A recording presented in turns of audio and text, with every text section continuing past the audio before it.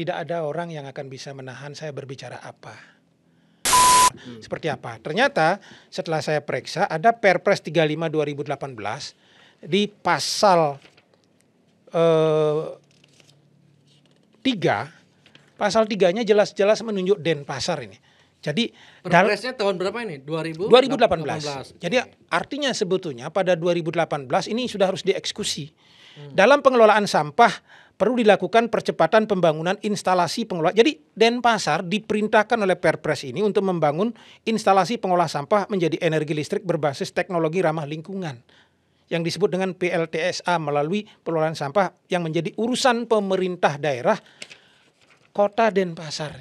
Ada ini huruf C-nya Kota Denpasar. Pemerintah daerah Kota Denpasar yang saya sebut tadi itu dapat bekerja sama dengan pemerintah daerah yang lain, berarti ini Sarbagita. Artinya provinsi turun langsung. Maka pertanyaan saya, sudahkah Perpres ini dieksekusi oleh Sarbagita pasca Mangoplas 3? Ini kan pertanyaan. Oke. Kendalanya Pemprov Bali selama ini tidak mau keluar duit untuk membuat itu gitu atau diminta untuk kerjasama dengan Pasal 14, pendanaan yang diperlukan untuk percepatan pembangunan PLTSA ini termasuk di Kota Denpasar itu bersumber dari APBD dan dapat didukung oleh APBN. Apakah kemudian dari 2018 ada upaya-upaya pemerintah Kota Denpasar, Tabanan, Gianyar, Badung dan di handle oleh pemerintah provinsi untuk mewujudkan Perpres ini sehingga ada instalasi pengolah sampah untuk menjadi sumber listrik. Kalau kemudian jawabannya tidak ada upaya-upaya itu, berarti ada sesuatu yang tidak dijalankan oleh pemerintah kita selama 10 tahun ini. Gitu. Kalau Pak Koster kayaknya menduga Pak Putu keras sekarang ini karena akan ada agenda mungkin 2029 gitu mungkin. Saya sudah umurin, enggak. Tidak, 2029 enggak terjun lagi? Buktinya saya tidak masuk partai lagi. Kan sudah keluar kan dari DPD partai. Bisa. Tidak. Nanti bisa lagi masuk kan di Win, partai kan. DPD itu malah saya minta bubarin, Win. Ngapain saya ke situ? Berarti buang-buang kan aja Wayan Setiawan bubarkan. Enggak berguna itu DPD gitu. Adalah karena hukum positifnya sudah ada Perpres ini, perintah untuk membangun instalasi Saya kena kutuk nih. Ini ngomong-ngomong, ini Erwin yang kemarin apa Erwin yang sudah kena kutuk ini? Jadi sebenarnya kita jelas mungkin dulu kronologi kenapa sampai ada kutukan gitu ya. Saya mungkin perlu jelasin dikit.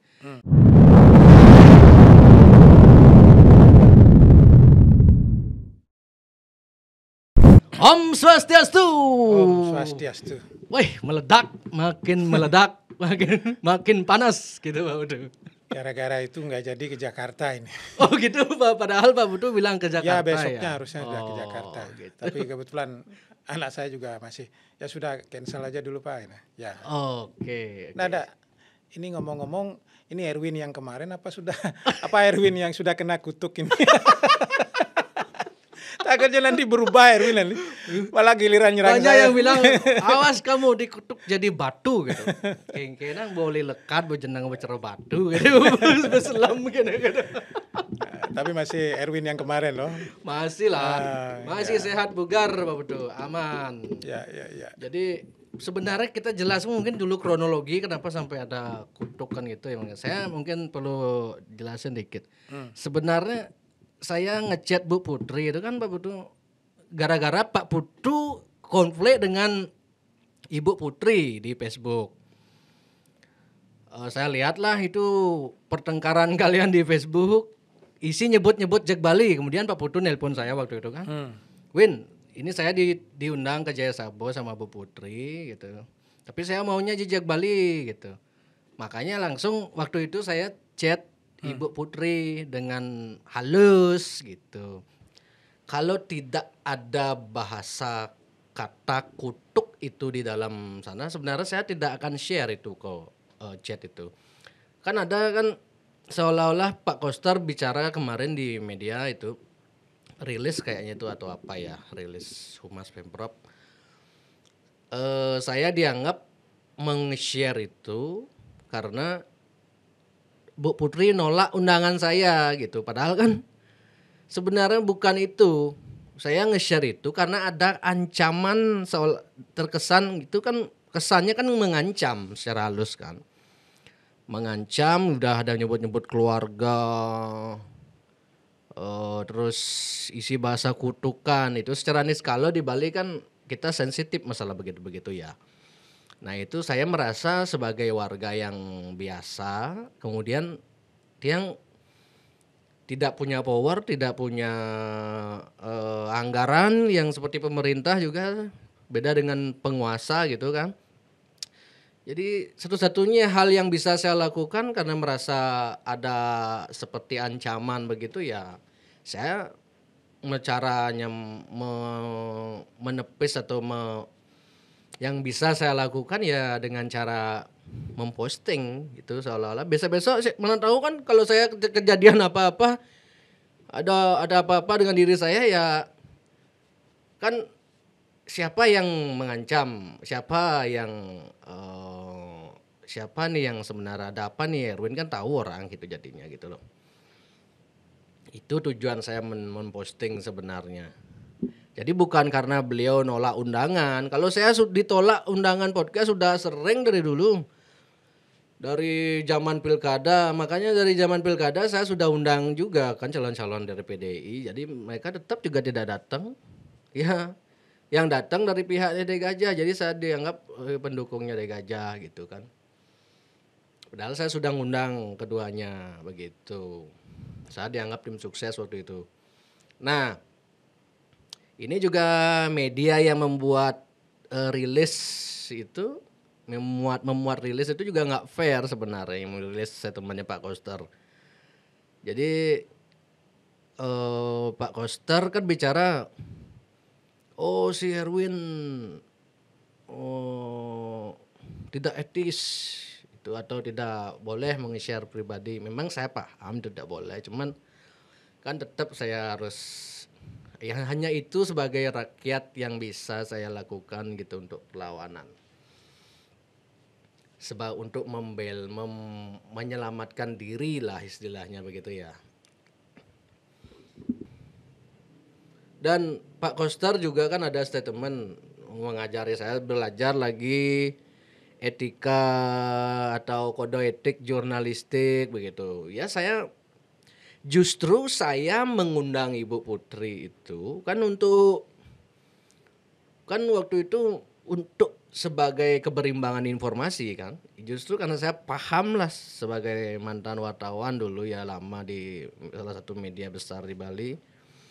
Ya saya menerapkan itu karena ada konflik Pak Putu dengan Ibu Putri. Jadi Pak Putu sudah saya undang. Kemudian maka saya harus undang juga Bu Putri waktu itu kan begitu. Jadi kalaupun waktu itu Bu Putri menyuruh saya ke Jaya Sabu itu saya kan datang ke sana kok Pak Putu. Dia datang cuman live, dia nggak mau taping gitu, harus live mulai udah masuk sampai keluar itu harus live gitu untuk mencegah opini macam-macam lah. Ini nanti masuk, paling udah dikondisikan si Erwin nanti gitu opininya kan. Nah begitu, jadi Pak Koster juga seolah-olah ingin mengajarkan saya soal jurnalistik. Saya sudah lama jadi wartawan Pak, jadi soal etika gitu saya paham lah. Justru saya mengundang istrinya Bapak kan, istrinya Pak Koster kan waktu itu kan konteksnya karena saya ingin biar informasinya berimbang ke publik begitu. Kemudian saya kaget juga dengan jawaban beliau isi bahasa kutuk. Andai saja tidak ada kata kutuk di sana itu Pak Betul. Saya mungkin tidak akan share itu. Karena ini dari pihak Pemprov maupun dari pihak Pak Koster yang terkesan ingin mengalihkan, memframing seolah-olah saya itu memposting itu karena Bu Putri nolak undangan dari Jak Bali begitu. Padahal bukan. Sebenarnya kan saya memposting itu karena ada bahasa kutuk itu.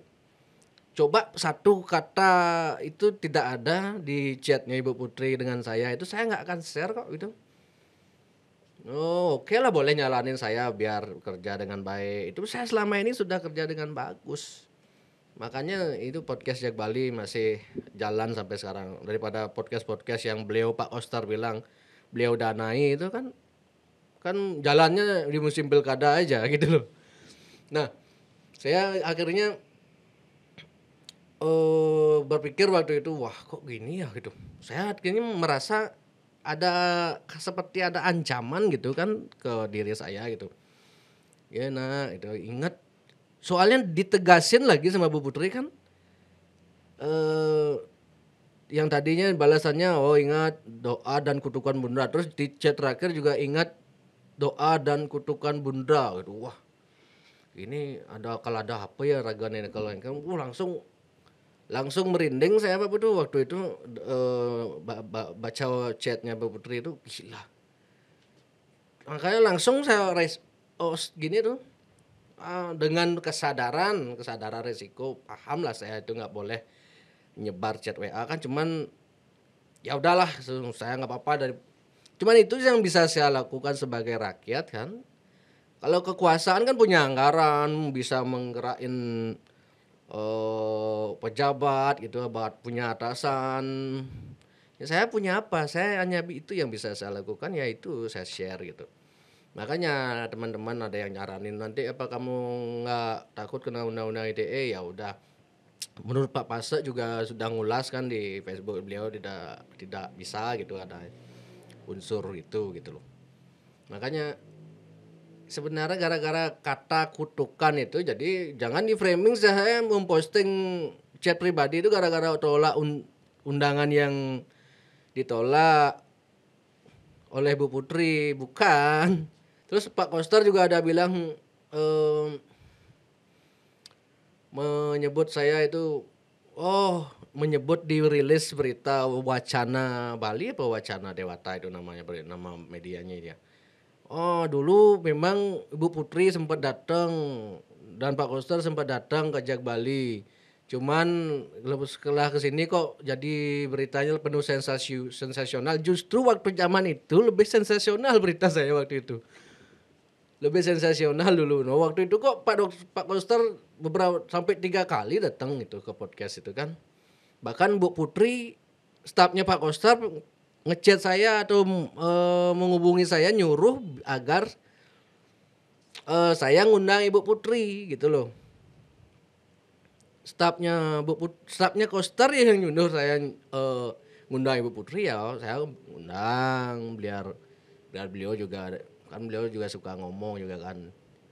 Nah sekarang jadi ceritanya waktu podcast sama Bu Putri itu saya kan sempat menolak gini, beliau waktu itu beliau karena situasi waktu itu jelang galungan, jadi saya menolak titipan THR dari Bu Putri gitu waktu itu. Waktu itu Bu Putri udah pulang, terus di chat lagi sama stafnya, Blairwin ini lupa ibu mau nitip THR gitu.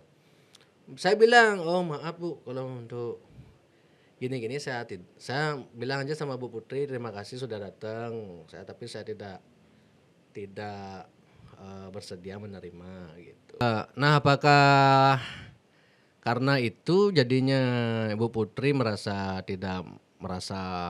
nih si Erun tidak bisa diajak temenan atau gimana ini gitu kan, saya nggak tahu. Dan waktu itu juga waktu Pak Koster sering datang ke Jak Bali juga, beliau juga sempat nawarin saya karena AC-nya kurang dingin kan, mau dibeliin AC, saya nggak mau. Terus mau disupport apa yang kurang, apa yang bisa saya bantu itu bahasa Pak Koster. Saya bilang sudah cukup Pak, ini podcast saya cukup lah segini gitu kan. Nah apakah karena hal-hal itu jadinya dianggap saya itu ini nggak Jak Bali nggak mau berkawan atau gimana nih, kan saya tidak tahu lah gimana itu ya. Yang jelas saya sudah jelaskan ke Pak Koster. Pak Koster saya sudah berkali-kali jelaskan bahwa biarkan Jak Bali seperti ini itu. Jadi janganlah diganggu-ganggu dengan kepentingan apapun gitu ya. Saya sudah ngomong kok gitu sama Pak Koster gitu. Bahkan sama Bunda Putri juga saya sudah bilang begitu kok. Saya pun mengajak ke Jeg Bali Bu Bunda Putri kan karena kapasitas dia sebagai duta sampah toh. Oh ya, beliau Ya. duta sampah, duta Provinsi apa, Bali. Jadi sampah berbasis sumber itu kan? Ya, saya dan sebagai istri gubernur pasti tahu policy karena kita kan bicara policy, bicara kebijakan dalam hal mana gitu kan. Saya juga ingin mengklarifikasi soal-soal yang sifatnya sangat personal yang ditujukan kepada saya gitu kan. Oh ya, hari ini Pak Koster ada mau klarifikasi ke media atau mau menjelaskan ke media kan? Tim digitalnya yang bergerak sekarang untuk Tim digitalnya. Ya, karena kan berbagai narasi sudah dimainkan. Setidak-tidaknya ada 3 isu itu. Apa itu? Tapi saya udah intinya banyak sangat personal intinya. Saya banyak yang ngirim itu. Saya begini Win, saya kasihan sebetulnya Pak Gubernur gitu ya. Karena saya konsultan politik termasuk konsultan komunikasi politik gitu. Jadi beliau keliru merespon dinamika ini kemudian dengan memunculkan isu yang kembali personal itu. Jadi kalau saya ada di samping beliau sebagai tim komunikasinya, saran saya begini. Karena isu kemarin sudah sangat personal, Bunda Putri juga sudah sangat personal, sementara substansi persoalannya tidak terangkat, tidak pernah dijawab oleh pihak manapun.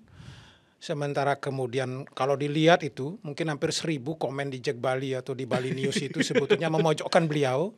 Ya paling 1-2 yang kemudian merespon saya kan. Jujur saja kalau saya podcast itu saya baca semua komentarnya. Saya mengambil kesimpulan sendiri kalau banyak orang marah pada saya yang salah. Tapi kalau orang banyak kemudian berpendapat pandangan-pandangan saya benar, maka saya ikuti opini publik itu gitu. Nah, karena itu sudah sangat keras dan di berbagai platform juga sangat keras, maka sebetulnya Pak Gubernur harus menyadari bahwa itu memang ada yang keliru kemarin, blunder itu. Terhadap isu itu, kalau saya tim komunikasinya, saya lakukan istilahnya penetrasi informasi itu, yang buruk itu, dengan aktivitas kegiatan yang selaras. Saya pasti rekomendasikan, saya ajak Pak Gubernur ke Punggul, ngecek TPA yang mangkrak di situ. Jadi sehingga kemudian publik melihat bahwa keseriusan seorang gubernur untuk merespon beberapa TPS 3R yang mangkrak itu kan lebih positif itu. Tapi kemudian dimunculkan lagi isu yang sifatnya sangat personal, ribut lagi di bawah. Loh, saya yang malah diuntungkan banyak pembela, saya sekarang malah teriak-teriak dan gubernur dan ibu makin terpuruk. Saya kira ini saya kasih ilmu lah sedikit untuk tim komunikasinya salah merespon itu dengan cara memojokkan saya seperti itu. Apalagi kalau misalnya ini forum saya gunakan juga untuk menjawab beberapa isu itu karena saya tidak punya kesempatan untuk menjelaskan. Berita yang beredar hari ini kan hampir di semua media itu saya kira.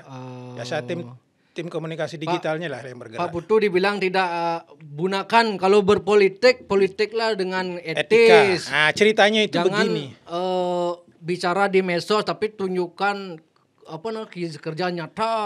Etika gitu. dulu, satu-satu dulu. Masalah etika.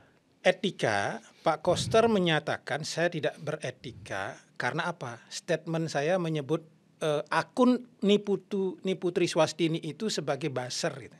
Oh iya ya, ada. Kata-kata buzzer itu yang membuat Pak Koster panas katanya.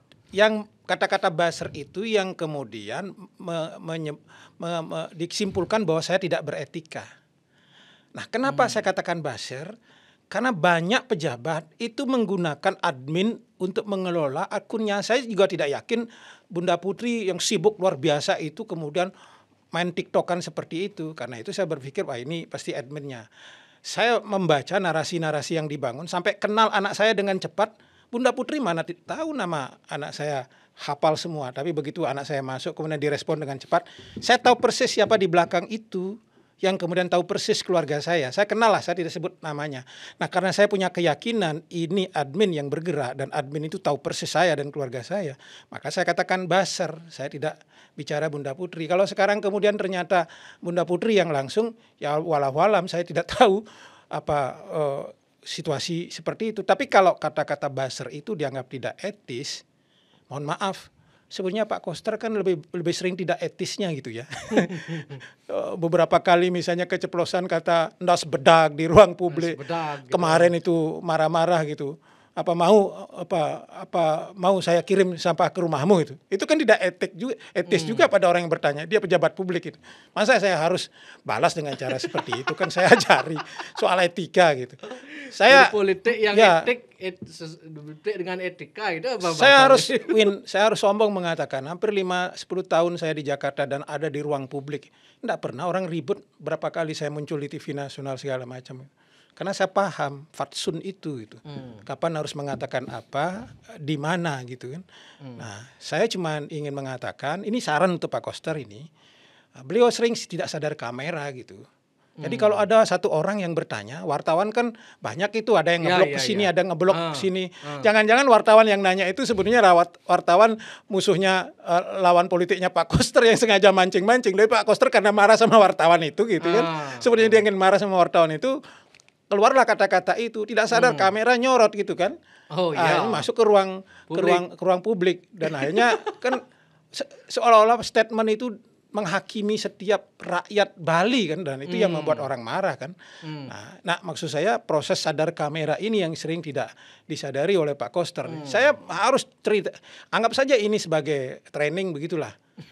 Makanya Pak Koster menutup dengan sentilan katanya tunjukkan prestasi gitu. Prestasi kerja nyata. Prestasi. Nah, itu termasuk ada beberapa buzzernya dia dan beberapa orang yang mungkin dapat asupan gizi dari lingkungan Pemprov begitu ya, yang menyerang saya, apa sih prestasinya Putu Arte di Bali gitu, kecuali tukang kritik saja segala macam begitu kan.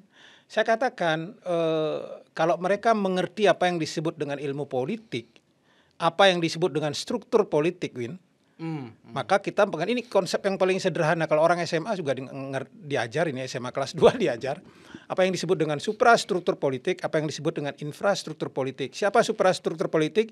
Itu lembaga eksekutif, legislatif, yudikatif, lembaga-lembaga negara gitu kan.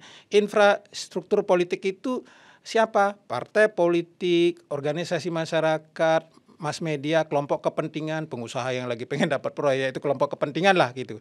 Nah, kemudian tokoh-tokoh masyarakat serta media massa serta LSM. Ini infrastruktur politik. Jadi sudah ada ruang-ruangnya. Saya ada bagian di infrastruktur politik ini. Dalam clue yang disebut dengan tokoh-tokoh masyarakat kayak, atau kemudian kelompok penekan, pressure group kayak, ini saya ada di sini. Dan saya memainkan peran itu secara kritis dengan pikiran-pikiran, dengan pandangan-pandangan. Di mana saya pernah kemudian melakukan kritik yang tidak etis dalam konteks body shaming gitu misalnya. Enggak. Ketika saya mengkritik soal MDA, saya membandingkan ADART MDA dengan Perda Desa Adat. Ketika saya mengkritik soal pola komunikasi Pak Wayan Koster, saya juga menjelaskan bagaimana seharusnya dan pernah diikuti dengan baik, gitu kan. Termasuk ketika mengkritik soal sampah ini, mari kita kembali ke pokok soal itu. Saya juga mengkritik dengan sangat substantif, tidak sangat personal. Koster salah, tidak. Dalam banyak hal saya membenarkan. Nanti kita jelaskan soal itu. Nah, lalu saya diminta bekerja nyata seperti suprastruktur, punya anggaran, punya APBD, punya apa. Kan salah besar itu, salah menempatkan. Saya disuruh untuk menjadi seorang eksekutor gitu, melakukan sesuatu. Ya nggak bisa. Pikiran-pikiran yang saya miliki sekarang inilah yang sering saya katakan bagian dari jenana marga gitu. Jadi kalau orang ingin berbicara, apalagi karya nyata, itu jalan menuju ke sana kan ada catur marga.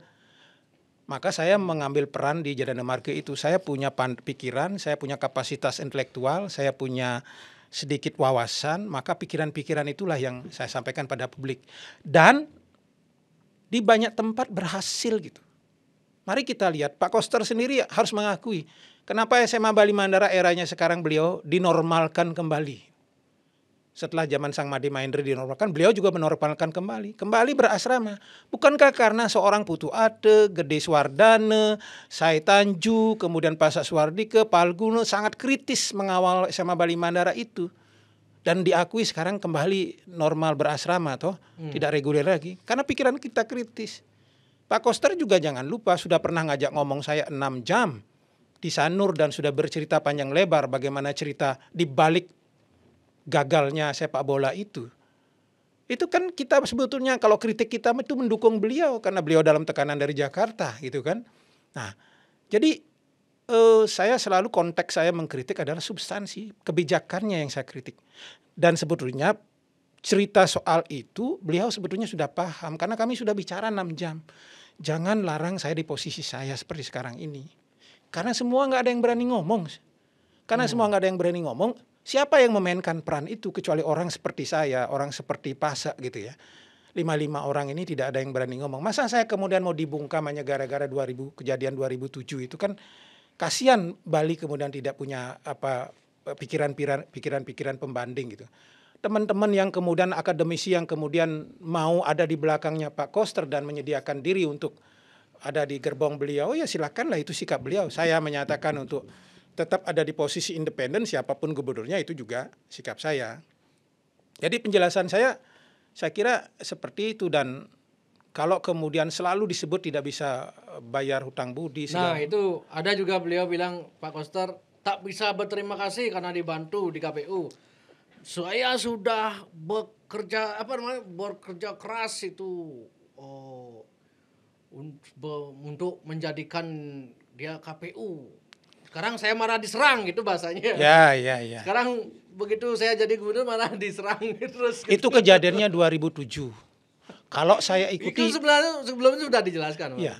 Nah, saya akan jelaskan dengan sedikit gamblang dengan cepat karena kemarin tidak merangkum dengan cepat. Satu, seleksi pada saat itu diikuti oleh 660 sekian orang. Dan saya meliputi seleksi bertahap 5 tahap, gitu kan. Dalam proses seleksi 5 tahap ini kompetensi luar biasa diperlukan sebelum menuju proses politik 14 besar. Dari 14 besar dipilih 7 orang. Ini pada posisi seleksi ini, PDI Perjuangan partainya Pak Koster ketika itu oposisi. SBY presidennya sama JK. Kita tahu koalisi pada saat itu Golkar, PDI segala macam. Jadi kalau pada saat itu kemudian teman-teman di Demokrat memotong selesai saya gitu. Jadi saya ingin mengatakan Pak Koster, kalau kita sepakat dia membantu saya, itu menunggunya di ujung. Itu pun saya tidak sepakat membantu saya karena posisi pembantuan Pak Koster itu finansial. Sama seperti Nyoman Partai bantu saya, sama seperti Punglek bantu saya, sama seperti Gede Sumarjaya Linggih bantu saya. Uang itu kumpul teman-teman KPU, Lanang Perbawo juga bantu saya.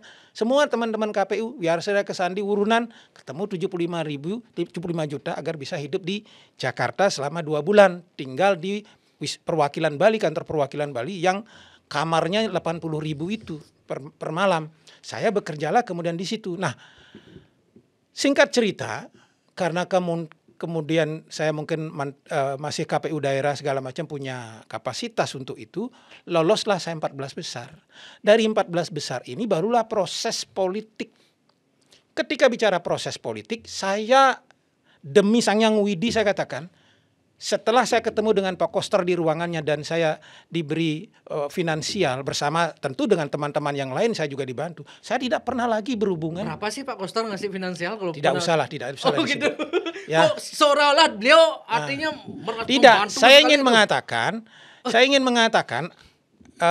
nanti kalau nyebut itu berarti yang lain juga harus disebutkan, nggak elok. Oh gitu. Ya. Mungkin beliau paling besar duitnya mungkin. Tidak juga. Oh enggak juga. Tidak juga. Sama. Dia sama, ada yang lain juga yang sama. Di total 75 juta ya, gitu. Ada sekitar teman-teman yang dari Bali ada 1 juta, ada 500. Bahwa Pak Putu memang minta ke Koster atau gimana? Ya, saya datangi teman-teman tokoh-tokoh Bali itu. Semua saya datangi teman-teman tokoh Bali. Saya baca Bali. komentar di medsos begini Pak Putu. Kalau konteksnya itu, berarti kalau KPU, komisioner KPU itu bisa di request dong atau kolusi dong. Nah, itu gitu. Yang makanya salah. Makanya nanti saya jelaskan. Itu netizen gitu berpikirnya. Ya, gitu. Proses politik ini yang akan menjelaskan soal itu. Ya. Jadi poin yang mau saya katakan, Bli Koster membantu saya dan di banyak tempat Bunda Putri pernah saya kasih tahu juga. Dia bantu saya secara finansial. Ya, sama seperti Demer, sama seperti partai, sama seperti yang lain-lain semua. Lebih dari itu tidak. Kenapa saya katakan posisi PDI Perjuangan nunggu di ujung itu, ya, itu sebetulnya lebih mengikuti bagaimana dinamika partai-partai penguasa pada saat itu, karena dipilih oleh Komisi 2, toh. Nah, pada waktu fit and proper test, saya harus jumawa mengatakan bahwa saya lah satu-satunya dari 14 orang itu, 42 anggota Komisi 2 itu standing up semua berdiri gitu. Untuk menjelaskan bahwa teman-teman pendukung saya di balkon itu langsung salami saya, Beli Putu pasti lolos. Karena mereka sudah ngelihat perbandingannya dengan yang lain-lain. Itulah yang memudahkan kemudian lobby-lobby politik yang berjalan. Nah, kalau kita bicara partainya Pak Koster, PDI Perjuangan, di situ ada Anak Agung Puspoyoga, Wali Kota Denpasar. Saya datang ke ruangannya, Jong bantu saya. Loh, ketika pertarungan Pilgub, saya ada di Mangku Pastike, Jong Puspoyoga tidak seperti Pak Koster, tiba-tiba ngungkit-ngungkit itu, enggak. Saya malah langsung berhadapan gitu. Apalagi kalau saya ada di Gajah itu, mungkin lebih diangkat-angkat lagi gitu ya. Untuk menyatakan betapa berutang budinya Putuarti dan tidak tahu diri gitu kan. Enggak lah. Nah, kemudian posisi partai politik ketika itu di teman-teman merah ada Jong Puspoyoga, ada Ahmad Basara, ada Arif Wibowo, ada Bambang Pacul segala macam karena saya alumni GMNI, senior alumni GMNI di situlah yang menolong lebih banyak. Bahkan di GMNI sendiri saya ada di nomor 2 gitu. Ada Dr. Kristia Kartika namanya. Kemudian dari jaringan teman-teman PDI saya kemudian tahu dari seorang Pramono Anung saya kemudian tahu bahwa waktu itu biasa kan mau voting tiap-tiap partai kan punya unggulan nih. Punya unggulan, ini bagus. Saya di nomor 2 di PDI, nomor 1 namanya Saud Sirait. Jadi kalau misalnya saya tidak di Golkar saya juga nomor 2. Di tempat lain saya nomor 2. Kalau waktu presentasi itu saya tidak hebat, maka Golkar tidak akan melirik saya. Karena Golkar melirik saya, karena Demokrat melirik saya. Kemudian apa yang terjadi ketika mereka berkomunikasi satu sama lain? Partai yang lain nggak mau ngambil nomor 1 yang didorong oleh PDI, tapi mau ngambil nomor 2-nya yang didorong oleh PDI, dan kebetulan saya itu ada di situ. Dan yang membuat saya di nomor 2 itu bukan Koster gitu. Beliau tidak pernah cerita mau berkomunikasi sama siapa untuk seperti apa, tidak. Biar nggak salah loh. Saya hanya datang ke ruangan. Bahkan sebagai rasa terima kasih, begitu saya selesai dilantik, saya datang ke DPR masih pakai baju, saya bilang terima kasih Beli gitu. Walaupun bantuannya hanya sekedar finansial, semua saya terima kasih. Kalau kita bicara kualitas bantuan sebetulnya, saya lebih cenderung mengatakan Demer justru lebih kuat membantu saya karena sampai mempertemukan saya dengan sekjennya langsung. Begitu selesai fit and proper test, saya diajak makan siang ngobrol. Wah ini yang mau jadi bagus.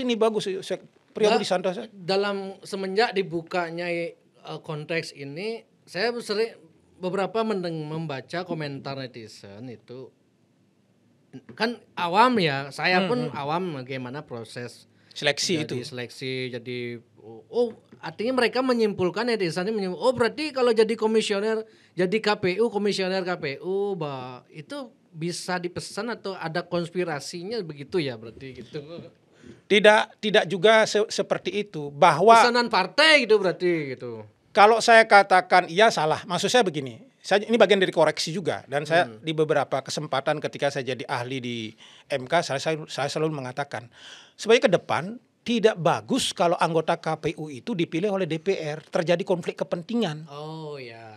Sampai sekarang masih begitu masih, ya? Jadi saya selalu sarankan bikin aja presiden tim 17 oleh sejumlah profesor guru besar, expert di situ, langsung orang ini yang mengeluarkan, tidak usah ada fit and proper test. Berarti... Karena proses politik ini seolah-olah ada hutang budi gitu. Tapi saya ingin mengatakan, saya dibantu oleh PDI, saya dibantu oleh Golkar, Demokrat, semua bantu saya. Apakah saya kemudian ketika jadi KPU 5 tahun memihak salah satu partai? Saya kira tidak gitu. Justru karena saya terlalu lurus, saya tidak memihak salah satu partai, maka itulah yang kemudian membuat orang karena tidak bisa dipegang ya tidak akan dibela lagi gitu, pastilah itu. Tapi juga ingin menjelaskan, tidak dibantu lagi di periode kedua makanya tidak lolos kan? Enggak, pada waktu itu memang sudah ada vonis dari DPR, semua anggota KPU 7 orang, Bawaslu 5 orang tidak boleh dipilih lagi karena dianggap ada kesalahan soal DPT. Itu sudah vonis DPR. Saya sudah sempat disebut-sebut masuk 45 kemudian diturunkan lagi itu karena vonis itu. Bukan karena Pak Koster tidak bantu gitu, enggak. Jadi ini penting untuk klarifikasi sehingga tidak ada kesan seolah-olah saja jadi KPU karena seorang Wayan Koster gitu. Bahwa Wayan Koster membantu saya secara finansial, iya. Dan kalau memang jumlahnya tidak besar seperti yang Pak Putu bilang, disuruh Mengembalikan pun akan saya kembalikan gitu. Oh, kalau beliau minta saya kembalikan, kalau ya daripada kemudian itu terus disebut-sebut 2007 kan, makanya ngeri juga ini orang-orang yang dapat bantuan dari ibu dan bapak ini kan, besok bisa disebut-sebut lagi gitu kan. Makanya. Bahaya juga yang nerima-nerima sesuatu ini. Saya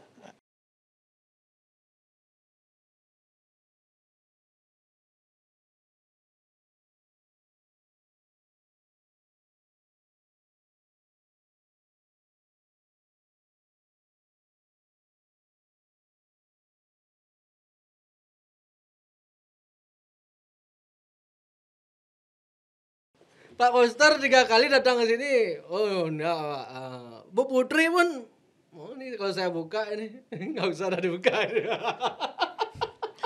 Nah, maksud saya janganlah itu, maksud saya gini, tanggapan yang sangat personal itu, publik kita kan makin cerdas, tidak bisa menggeser substansi. Substansi diskusi kita apa? Mari kita letakkan kembali, termasuk saya ingin menjelaskan ini kepada teman-teman beberapa akademisi yang coba-coba untuk kemudian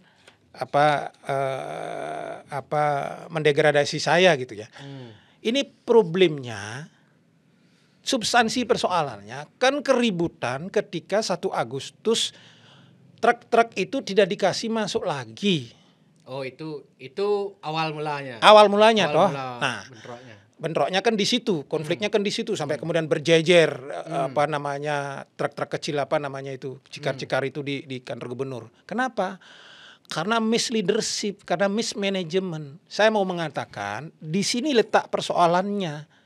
Mismanajemennya itu adalah tidak dipahami berapa volume sampah yang harus masuk ke Suwung yang 1.000 ton itu. Lalu berapa banyak yang sudah ada tubuh modern yang bisa diolah oleh masyarakat, lalu seberapa besar kualitas pengelolaan oleh jasa swalayan itu, penyedia jasa sampah itu yang mereka bisa pilah segala macam. Ini proses advokasi, proses edukasi ini kan belum berjalan. Sehingga kemudian tiba-tiba diblok, kan kayak seperti banjir. Banjir ditutup tapi tidak ada kanal keluarnya, yang jebol gitu. Nah, kalau saja pada saat 1 Agustus itu semuanya sudah rapi gitu ya. Dan memang seperti yang sudah kita diskusikan yang lalu ya, 1.000 itu dibagi habis, di TPST sekian, di rumah tangga diolah ditebus sekian, ketemu lalu tidak ada residu lagi dibawa ke Suwung, maka tidak ada gejolak. Ledakan itu terjadi kan karena mismanagement, kritik kita kan di situ. Kemudian problem itu direspon dengan bahasa komunikasi yang buruk oleh seorang gubernur, makin marahlah rakyat gitu kan. Loh, yang marah kan rakyat. Saya kemudian melakukan kritik itu, boleh cek 2 podcast saya, apa sifatnya personal. Saya malah memberikan solusi semua, harus langkah ini yang harus dilakukan itu. Nggak ada itu sifatnya personal. Bahkan di status pun saya bikin highlights persoalan sampah, lakukan ini. Karena saya mencintai Bali, saya nggak ada urusan dengan gubernur-gubernur cuma 5 tahun. Nanti setelah Pak Koster jadi gubernur, akan berhadapan, siapapun jadi gubernur akan berhadapan lagi dengan Putu Arte yang seperti ini, tidak akan berubah begitu. Ya. Itu yang mau saya tegaskan. Kalau yang saya lihat di media sosial sih, waktu itu ditutup, kemudian siang atau sorenya itu kembali dibuka karena viral sampah berjejer di Badung. Kemudian muncul opini, Badung penuh sampah. Kemudian sampah karena nggak bisa buang di Suwung di jalan-jalan, Badung itu parkir mobil sampah yang di depan gubernur itu yang sebetulnya sangat pemukul gitu ya. Nah itu kan setelah itu, itu kan besoknya itu kalau nggak salah ya besoknya. Kemudian adalah lagi statementnya Pak Koster, sampah bikin sendiri, urus sendiri itu lagi naik. Nah itu yang saya bilang, siapapun yang mendengar itu kan jadi marah, jadi tersakiti. Ini kan persis sama seperti Bupati Pati gitu kan, menantang rakyatnya gitu kan. Silakan kerahkan 50.000 bener sekarang, bisa-bisan. Kemudian dinaik tensinya lagi semenjak saya nge-WA Ibu Putri, kutuk gitu saya share. Sebenarnya mungkin ada undang-undang IDE, cuman saya karena ini udah masuk ke ranah keluarga, itu keluarga disebut. Terus ada bahasa kutuk gitu kan, siapa yang nggak, teman-teman yang nonton mungkin siapa yang maka sampai seviral itu kan screenshotnya, karena bahasanya ingat 2 kali beliau bilang loh ditegasin lagi di ending, ingat ya Win, doa dan kutukan bunda gitu. Agar Erwin jadi pahlawan keluarga gitu. Saya pribadi sebetulnya berharap bahwa responnya oleh kepala dinas ataupun tim, kan ada Polri 48, kan sampaikan saja dengan cakap gitu. Oh ini dipilah. Tanpa hilangin aja bahasa kutuknya itu, saya nggak akan share kok itu. Oh. Ya. Ingat ya Win, doa bunda selalu menyertai, semoga Erwin baik-baik bekerja gitu kayak gitu. Beda atau maaf Erwin, ibu tidak bisa podcast itu, silakan ke kepala dinas atau ke Bapak Koster atau Pak Giri gitu kan. Nah, sekarang kembali ke substansi dulu. Ya, silakan itu. Ini. Nah, kalau tidak salah, koreksi kalau saya keliru, kemudian ditutup 1 Agustus. Dengan dasar disampaikan oleh punya potensi akan kena pidana kan kepala dinasnya apabila tetap dilakukan open dumping. Nah, itu perintah itu ada di surat keputusan Menteri Lingkungan Hidup nomor 921. Nah, di tangan saya sekarang ada sudah ini. Nih, surat keputusan 921 2005 dari Menteri Lingkungan Hidup. Apa isinya gitu? Tahun berapa? Tahun 2025. 2025. Yang 20 ditandatangani pada tanggal 23 Mei. Nah, makanya 180 hari deadline-nya adalah bulan November tanggal 23. Disalahkan di mana TPA Suwung itu? UPTD-nya Ibu Ade Armadi itu disalahkan di mana? 2 hal. Pertama, karena masih ada open dumping. Kedua, karena tidak memiliki dokumen lingkungan dan persetujuan lingkungan. 2 itu. Kata kunci yang pertama ini adalah open dumping. Jadi open dumping itu truk sampah itu langsung dibuang di situ secara terbuka gitu ya. Nah, untuk mengatakan nanti ada lagi pola yang disebut dengan sanitary landfill yang pemadatan. Jadi di situ yang sudah terpilah dipadatkan, kemudian dibuang di cekungan, diuruk dengan tanah, dilakukan pemadatan, diatur sedemikian rupa. Ini perbedaannya. Saya mau mengatakan itu poin pertama, atas 2 pelanggaran itu maka dikenakan paksaan pemerintah, hukumannya ini berupa menghentikan pengelolaan sampah sistem pembuangan terbuka open dumping agar dihentikan dalam waktu 180 hari. Tidak boleh lagi ada open dumping. Segera memiliki rencana penghentian pengelolaan open dumping dan kemudian menyusun rencana pembangunan zona sanitary landfill ini yang saya sebut tadi itu. Saya mau mengatakan dengan klausul diktum yang ketiga ini, sampah masih boleh masuk ke TPA Suwung, tapi dengan sistem sanitary landfill. Sanitary landfill mungkin banyak yang belum paham. Jadi ditaruh di cekungan, kurang lebih setelah kemudian dipilah organik anorganik, organiknya ditaruh di cekungan, kemudian ditimbun dengan tanah, diratakan sembilan rupa dan dengan berbagai perlakuan yang lain ada di sini jenis-jenis perlakuannya untuk menjelaskan berbagai dampak negatif kemudian dari open dumping itu tidak terjadi, bau tidak terjadi, efek gas metana tidak terjadi dan lain-lain. Tapi saya mau mengatakan sebetulnya masih boleh dimanfaatkan TPA Suwung itu kalau dilihat dari diktum ini. Tetapi dengan catatan adalah polanya melakukan apa yang disebut dengan bukan open dumping tetapi dengan pola yang lain, sanitary landfill tadi. Itu pun kalau mau pindah ke tempat yang lain, TPA lain, tetap dengan sistem sanitary landfill gitu. Ini poinnya. Dan itu menangani dampak yang timbul dari open dumping paling lambat 60 hari. Ini diperintahkan semua. Nah, termasuk melakukan pengurangan sampah, penanganan sampah. Maka apa yang dilakukan oleh gubernur dan jajarannya ini hari, termasuk Bunda Putri, itu sudah benar. Jadi mengajari rakyat untuk kemudian tebe modern sudah benar. Melakukan pengurangan sampah plastik sudah benar. Semua langkah-langkah itu sudah benar. Nah, sekarang yang persoalannya adalah yang selalu saya kritik adalah kan tidak menjadi cara tunggal, tapi cara yang lain juga harus dipikirkan bersama-sama sehingga kemudian dengan metode yang beragam itu karena karakteristik sumber sampah kita juga beragam dan rumah-rumah penduduk kita juga beragam, maka 1.000 ton yang ada di Denpasar bisa dieksekusi dengan baik.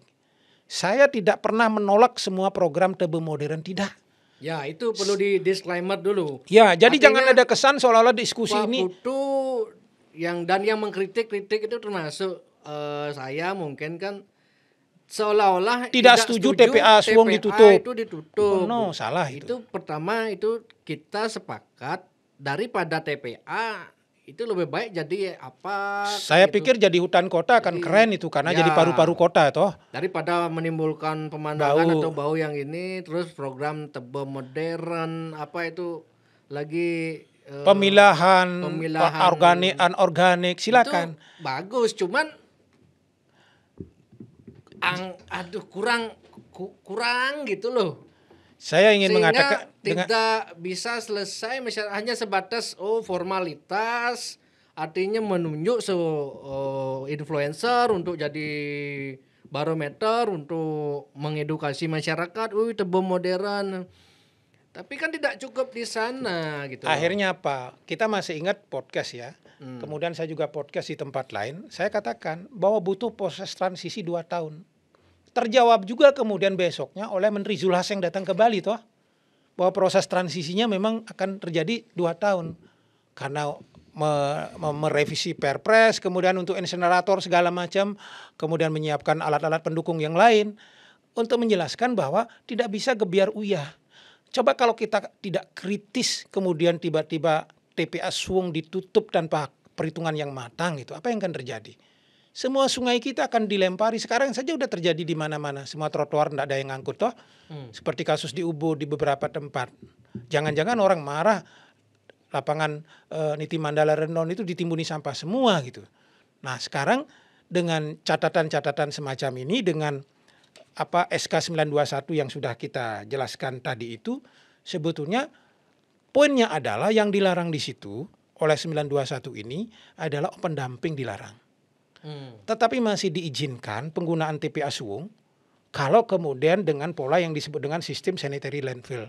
Jadi bayangan saya berarti sekarang masuk sampai setelah akhir 2025 pun bisa gitu. Oh iya, tidak diberikan batas waktu kapan ini, tidak. Yang harus ditutup itu 23 November itu open dumpingnya. Open dumpingnya. Betul, ini SK ini open dumpingnya. Tapi ketika berbicara kemudian setelah open dumping tidak ada di Suwung, kemudian 5 hektar diubah, kemudian kawasan itu menjadi sistem sanitary landfill, bisa.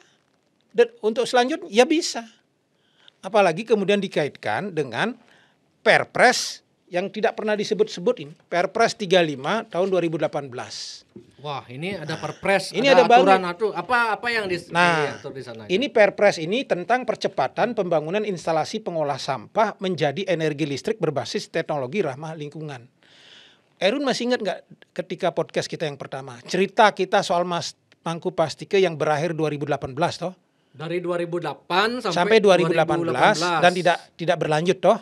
Yang kemudian ada perdata terhadap mungkin PT kita Noi. ulang lagi Pak Putu, biar yang kemarin tidak nonton atau yang nonton setengah-setengah tidak. Saya singkat saja mengulangnya begini. Jadi pada 10 tahun pertama itu sudah terjadi kontrak kerja dengan PT Noi yang dibawa oleh Sudikerte dengan komitmen untuk membangun pembangkit pabrik pengolahan sampah yang kemudian menghasilkan tenaga listrik yang untuk dijual kepada PLN, gitu loh intinya. Ya. Nah, tetapi kemudian itu tidak pernah terwujud ketika periode pertama karena terjadi selisih harga antara yang diproduksi oleh pihak PT Noi dengan yang dibeli oleh PLN. Saya masih ingat itu. PLN hanya mampu membeli 6 sen per 1 kWh, 6 sen dolar, untuk dijual 9 sen. Sementara pihak PT Noi pengen angka di 12 sen. Ini sudah gagal. PT Noi maunya jual 15 sen. Dengan modalnya dia 12 sen tapi mau dijual 15 sen itu kata Pak Mangku. Ya 12 sampai 15 sen. Kalau ke saya 12. Nah problem yang kedua kalau itu tidak bisa harus ada tipping fee. 1 ton tipping fee yang masuk, truk-truk yang masuk itu nilainya adalah $10. Sehingga kalau 1 truk yang isinya 3 ton bayar 450.000. Ini dianggap memberatkan. Oleh siapa? Oleh 4 kabupaten ini. Posisi Mangku Pastike dan Dewa Brate ketika itu hanya mengetahui. Jadi leading sektornya adalah 4 kabupaten ini. Sampai kemudian Mangku Pastike ngambil alih di akhir 2018 itu karena gagal. Akhirnya diperdatakan selesailah cerita itu kan. Nah, singkat ceritanya di situ dulu. Nah, masuk ke 2018 kita tidak pernah mendengar penjelasan apa toh dari zamannya Pak Koster dengan Pak Jaya Negara soal suwung ini. Karena di wilayah kota ya, Denpasar. Seperti apa? Ternyata setelah saya periksa ada Perpres 35 2018 di pasal 3, pasal 3-nya jelas-jelas menunjuk Denpasar ini. Jadi Perpresnya tahun berapa ini? 2018. Jadi artinya sebetulnya pada 2018 ini sudah harus dieksekusi. Dalam pengelolaan sampah perlu dilakukan percepatan pembangunan instalasi pengolah. Jadi Denpasar diperintahkan oleh Perpres ini untuk membangun instalasi pengolah sampah menjadi energi listrik berbasis teknologi ramah lingkungan yang disebut dengan PLTSA melalui pengelolaan sampah yang menjadi urusan pemerintah daerah Kota Denpasar. Ada ini huruf C-nya Kota Denpasar. Pemerintah daerah Kota Denpasar yang saya sebut tadi itu dapat bekerja sama dengan pemerintah daerah yang lain, berarti ini Sarbagita. Artinya provinsi turun langsung. Maka pertanyaan saya, sudahkah Perpres ini dieksekusi oleh Sarbagita pasca Mangopastike? Ini kan pertanyaan. Oke, kita harus runut dulu biar masyarakat awam paham gitu kan. Artinya karena waktu zaman Mangopastike ini gagal, buntu karena PLN tidak sanggup membayar seharga 12 sen sehingga muncullah ini Perpres nomor 35 tahun 2018. Ya, Perpres ini yang menjadi dasar hukum untuk agar ada instalasi pembangkit pengolah sampah instalasi pengolah sampah di Kota Denpasar yang berbasis teknologi ramah lingkungan untuk menghasilkan listrik. Nah, hasil listrik kemudian oleh PLN waktu untuk itu gimana? Diperintahkan untuk dijual kepada PLN. Ada disebut di sana? Ada disebut. Dengan harganya pun ada gitu. Ya. Berarti karena pusat tahu kendalanya itu, jadi PLN diminta untuk bisa membeli itu gitu. Oh iya, makanya bab 5-nya ini pembelian tenaga listrik gitu. Jadi setelah menetapkan pengelola sampah dan saya bacakan saja.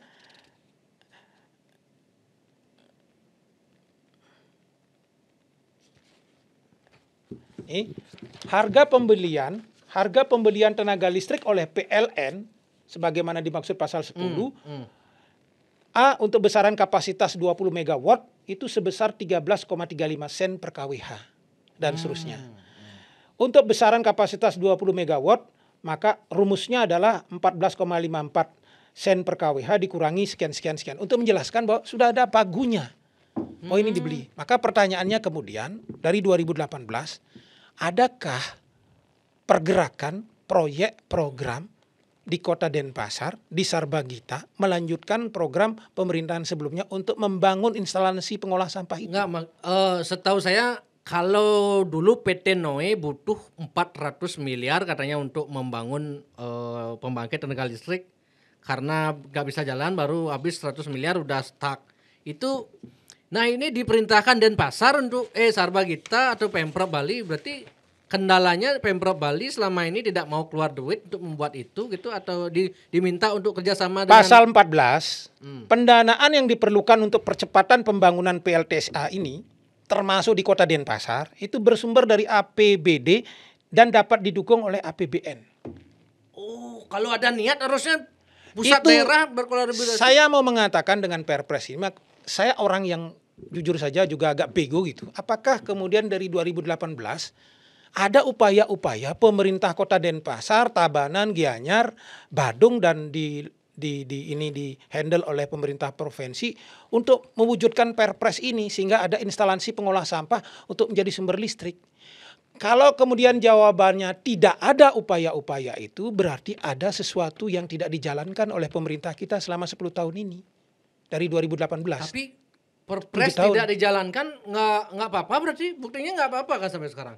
Ya makanya itu yang saya katakan. Ada konsekuensi kalau kalian nggak menjalankan Perpres ini, nggak ada Tidak ada konsekuensi apa memang. Ya. Oh berarti cuma sebatas maksud saya ingin mengatakan bahwa payung hukumnya sudah ada. Payung hukumnya sudah ada, maka harusnya Sarbagita ini pasca pemerintahan sebelumnya gagal itu juga mengambil alih untuk melaksanakan Perpres ini. Tapi saya juga ingin tidak serta-merta untuk kemudian menyalahkan teman-teman di pemerintah provinsi, kabupaten kota segala macam, karena faktanya ketika Julhas datang ke sini banyak instrumen pendukung dari Perpres ini yang belum beres. Seperti misalnya payung hukum untuk insenerator dan sebagainya. Makanya sekarang saya sayangnya tidak cukup cakap untuk menjelaskan bagaimana posisi di kota-kota lain. Karena ada banyak kota disebut kota Tangerang, Tangerang Selatan, Bekasi, Bandung, Semarang, Surabaya saya kira sudah ada gitu. Saya mau mengatakan kalau kota-kota dimaksud dari 2018 bisa kemudian menjalankan Perpres ini, sementara kita di Bali tidak bisa menghandle Perpres ini, maka saya mengkritik keras Sarbagita dan Pemprov Bali untuk kemudian hampir 7 tahun tidak mengeksekusi pabrik pengolah sampah. Lokasinya di mana? Ya pasti di Suwung, tidak di tempat lain, karena di situ modal dasar sampahnya sudah ada gitu. Nah, kalau kemudian hari ini Pak Gubernur mengeluarkan beberapa SK 97 menghilangkan sampah plastik sekali pakai, tebe modern, bagus itu semua. Bagus itu semua, tidak ada yang salah gitu. Tapi apakah kemudian menyelesaikan problem yang serius soal sampah kita secara substansial? Kan tidak, belum. Perpres ini tidak jalan. Syukurnya kemarin ketika Pak Zulhas hadir, kan sudah mulai terbuka gambarannya, persis seperti yang sudah saya sampaikan di status itu. Bahwa ternyata estimasi saya benar, bahwa proses transisi itu tidak bisa sampai bulan November, pasti 2 tahun. Saya ingin mengatakan di forum ini proses pendanaannya disiapkan, regulasinya disiapkan dan seterusnya. Artinya apa? Karena 921 tidak memberikan satu batasan untuk masuk ke Suwung, oke, maka masih bisa masuk ke Suwung dengan catatan-catatan tadi itu. Jadi tidak berarti ditutup total di Suwung kalau memang seluruh infrastruktur pendukung untuk memastikan semua proyek pengolahan sampah itu beres, apakah TPST, TPS 3R dan seterusnya, ya kan tidak bisa ditutup di situ, nanti meledak di tempat lain gitu. Karena tidak tercover sampah-sampah yang dihasilkan masyarakat. Tentu kita juga menghimbau bahwa kita mulai mengurangi sampah kita di masing-masing rumah tangga. Banyak yang bertanya, Pak Putu sampahnya bagaimana di rumah? Loh, saya bikin kebun sampai sengaja kebun itu saya tinggikan sekitar 0,5 meter itu. Tidak ada tanahnya, ya disitulah saya taruh canang-canang segala macam sampai diurung ada kebun dan seterusnya. Kita juga berupaya gitu. Nah, masyarakat juga tebe modern silakan, tapi jangan juga memaksakan kemudian kalau tidak bisa bikin tebe modern. Saya dengar Panjai Negara bagus ini, sudah menyiapkan anggaran untuk 5.000 tebe modern kan. Kemudian sudah bergerak untuk PLTS Badung juga saya lihat Pak Adi Arnawo luar biasa. Artinya kan sudah ada pressing luar biasa dari beberapa kabupaten ini untuk menyelesaikan persoalan itu. Nah, saya ingin mengatakan bahwa Suwung, mari kita bersama-sama kita harapkan bisa disudahi itu jadi tempat sampah. Saya sepakat soal itu. Tapi memang bahwa pasti butuh transisi. Sehingga bayangan saya kemudian adalah di Suwung itulah nanti kemudian mungkin masih ada sampah organik, tidak bisa dihindari gitu ya. Masih ada sampah organik tetapi dia tidak cukup besar. Kalau kemarin misalnya masih 1.000 ton dari Denpasar, karena 70% sampah Denpasar itu berjenis sampah organik, mungkin sekarang bisa dikurangi setengahnya menjadi 3.500 ton misalnya. Dengan anorganiknya sekitar 3.500 ton, maka sekitar 7.000 lagi, sekitar 6.500 misalnya, 7.000 masih ada gitu ya, 3.000 bisa dikurangi misalnya anorganiknya, karena orang sudah punya tebe modern misalnya. Jadi upaya-upaya ini kan sudah ada. Kita dukung, Bunda Putri kita dukung sosialisasi itu. Tapi kan yang kita berikan catatan kan bagaimana penanganan pengelolaan sampah ini kemudian menjadi terintegrasi. Oke, kita kalau perpresnya sudah Pak Putri ya? Ya. Nah, sekarang pidananya. Nah, kita kan disebut-sebut pidana toh. Pidana di soal? Pak Gubernur kan selalu menyebut kalau tidak ditutup pada bulan November nanti maka punya kecenderungan akan pidana gitu kan. Nah, adakah kemudian pasal pidananya di sini? Nah, diktumnya ada di sini, diktum ke-7. Dalam hal paksaan pemerintah sebagaimana dimaksud dalam diktum ketiga dan seterusnya tidak dilaksanakan, penanggung jawab usaha dan atau kegiatan dikenakan pemberatan sanksi hukum sesuai dengan ketentuan peraturan perundang-undangan. Sanksi hukum memang. Kalau kemudian open dumping itu masih jalan. Ya. Itu diatur di Perpres apa di mana? Di Perpres. Nah, ketika bicara kemudian sanksi hukumnya seperti apa, maka muncullah kemudian di Undang-Undang Lingkungan. Di Undang-Undang Lingkungan disebutkan setiap orang kemudian yang melakukan pengelolaan sampah tidak sesuai dengan norma, standar, prosedur dan seterusnya, itu punya potensi dihukum. Saya lupa hukumannya berapa itu. Kalau nggak salah nanti saya browsing. Tapi di Perda Perda Provinsi Bali nomor 5 tahun 2011 kalau nggak salah betul, itu jelas itu disebut di salah satu pasalnya. Pasal 31 setiap orang dilarang apa? Dilarang kemudian melakukan penanganan sampah secara terbuka, open dumping dilarang. Kalau larangan ini terjadi termasuk kemudian orang membakar segala macam, maka pidananya apa? Ada pasal pidananya. Pidananya kemudian kena hukuman 6 bulan atau denda paling lama 6 bulan, denda paling banyak 50 juta. Perdanya malah yang lebih konkret menyebutkan kalau open dumping maka akan dilakukan sanksi pidana semacam ini. Tapi kalau kemudian Kementerian Lingkungannya mengeksekusi, bisa saja kemudian Undang-Undang Lingkungan itu dipakai dasar di salah satu pasalnya.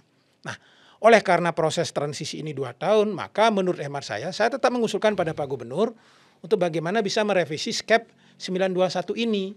Sehingga kemudian bisa ada jeda waktu selama 2 tahun untuk proses transisi ini. Ya, proses transisi untuk benar-benar tidak ada sampah masuk ke Suwung. Kalau toh misalnya tidak dilakukan perubahan, maka sebetulnya juga tidak ada soal. Yang di stressing di SK 921 ini apa? Jangan ada open dumping. Nah, tugasnya itu saja. Maka kalau kemudian hari ini sampai bulan November dilakukan sosialisasi kepada truk-truk yang masuk ke sana untuk melakukan pemilahan dan tidak dilakukan secara terbuka, kemudian di situ dibuatkan 5 hektar areal untuk proses apa yang disebut dengan sanitary landfill tadi itu, maka tidak akan kena hukuman itu. Karena kan tetap masih boleh masuk ke sana, tetapi dengan sistem sanitary landfill tadi itu. Proses pemadatan, pembuangan di cekungan, lalu ditimbun pakai tanah dan seterusnya gitu. Kalau saya seingat saya kalau wacana sanitary landfill ini udah masalah lama nih Pak Putu. Ya. Dari 2015 itu udah, saya waktu tugas di Pemkot itu udah sanitary landfill udah sering dengar itu. Artinya itu tidak akan menyelesaikan persoalan lah gitu maksudnya gitu loh. Nah, orang kemudian kan curiga bahwa Suwung mau dicaplok orang gitu. Nah, yang mau saya katakan begini, Win. Saya tidak peduli siapa yang diuntungkan kalau kemudian Suwung itu bersih gitu ya. Pada sisi itu saya sama dengan Pak Koster, dengan rakyat Bali semua gitu. Bagaimana segera gunungan sampah di sana itu berubah jadi hutan kota gitu ya. Paru-paru kota, mimpi besar saya gitu. Kalau Erin pernah ke Kebun Raya Bogor gitu ya. Pohon-pohon besar di situ ada. Dan kota yang bisa jadikan main golf gitu maksudnya. Ya tidak, betul-betul paru-paru kota gitu ya, paru-paru kota. Ini masyarakat banyak yang nggak tahu itu tanahnya tanah pemerintah pusat kan itu kan yang TPS Suwung itu. Betul. Tanah pemerintah pusat tanah yang pemerintah. Isunya nanti akan di tanah kehutanan seluas 32 area gitu. Tanah pemerintah pusat yang sekarang dihibahkan atau di apa kan? Dikelola oleh pemerintah provinsi. Oleh provinsi. Nanti kalau itu diubah jadi hijau mungkin akan diambil alih oleh pusat atau dikerjasamakan dengan investor itu kan bisa. Bisa. Makanya begini pokok soalnya. Kita bersepakat, saya juga dalam posisi bagaimana segera Suwung itu bersih gitu. Biar tidak berbau. Kemudian yang kedua, kita punya kebutuhan bagaimana paru-paru kota itu kemudian bisa lebih banyak. Jadi saya dari dulu kadang-kadang iri misalnya kalau pernah ke daerah Tangerang dan seterusnya itu ada paru-paru kota yang luar biasa bagus, rapat-rapat pohonnya gitu yang sumber oksigennya luar biasa besar. Kita sepakatlah soal itu. Artinya apakah kemudian ada langsung atau tidak langsung ada pesanan, ada tekanan dari BTID, kita nggak peduli. Kalau saya gitu ya, tidak peduli, clear. Tapi yang jadi soal adalah kalau kemudian karena pesanan, tekanan dari berbagai pihak, apakah BTID, apakah oligarki segala macam untuk membersihkan Suwung, kemudian Suwung berubah menjadi wilayah bisnis, akomodasi pariwisata, tidak ada pabrik pengolahan sampah di situ, kemudian TPST tidak cukup, kita kan marah itu. Iya kan? Kita pasti marah. Marah kenapa? Karena cita-cita yang kita mimpikan dari kemarin termasuk apa gubernur untuk segera membersihkan Bali kan kemudian tidak bisa terwujud. Kalau ternyata semua elemen di bawah tidak bisa mengcover dan ternyata dibutuhkan pabrik pengolahan sampah seperti perintah Perpres ini, itu kan hanya bisa dibangun di Suwung itu. Karena di situ modal dasarnya sudah ada, sumber bahan mentahnya sudah ada gitu. Hanya bisa dilakukan di situ. Kalau di situ pabriknya tidak ada, TPST tidak cukup, TPS 3R juga tidak cukup dan seterusnya sehingga masih diperlukan pabrik pengolahan sampah tapi tidak bisa terwujud di sana. Kemudian dalam waktu 2 tahun ke depan Suwung berubahnya di pusat akomodasi pariwisata. Jadi kita kan marah. Syukurnya Pak Gubernur hari ini statementnya kan sudah jelas tidak akan pernah tidak ada itu akomodasi pariwisata segala macam di sana gitu. Kalaupun itu bersih itu akan dijadikan kalau tidak salah hutan kota. Sepengetahuan saya akan dijadikan tempat ruang terbuka hijau lah gitu ya untuk rest area untuk keluarga-keluarga di Kota Denpasar dan sekitarnya. Kalau ternyata cita-cita itu benar, kita pasti dukung habis-habisan itu. Nah, maka tugas kita bersama kemudian rakyat Bali untuk mengawal. Karena kita sudah capek dibohongin gitu lah. Capek dibohongin. Masih ingat kejadian reklamasi kan? Makanya saya bikin status. Reklamasi itu jelas, itu permainan pasal. Sampai muncul kemudian Perpres 53 2014 yang mengubah di Perpres sebelumnya daerah Teluk Benoa, daerah konservasi, kemudian diubah menjadi daerah pemanfaatan umum. Agar apa? Agar bisa dibangun oleh pengembang di situ, oleh investor, oleh oligarki gitu kan. Nah, kita juga tidak mau tiba-tiba, syukurnya yang saya tahu masih berbaik sangka kepada Menteri. Ini SK ini kan salah satu SK dari 37 SK yang diberikan ke seluruh Indonesia, teguran-teguran ini gitu. Saya masih punya persangkaan positif lah bahwa ini tidak ada tekanan atau pesanan dari investor munculnya surat keputusan ini. Tapi kita sebagai rakyat Bali tetap harus mengawal bagaimana hasil akhir dari proses pembersihan di Suwung ini. Saya kira itu yang kita lakukan. Kalau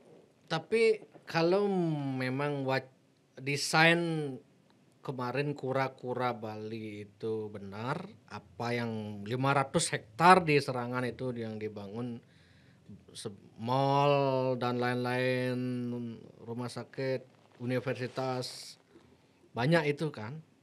Tapi saya belum ada jalan itu pun tadi saya cuma ingin menikmati lalu lintas ke daerah Serangan itu tadi bawa mobilnya tuh.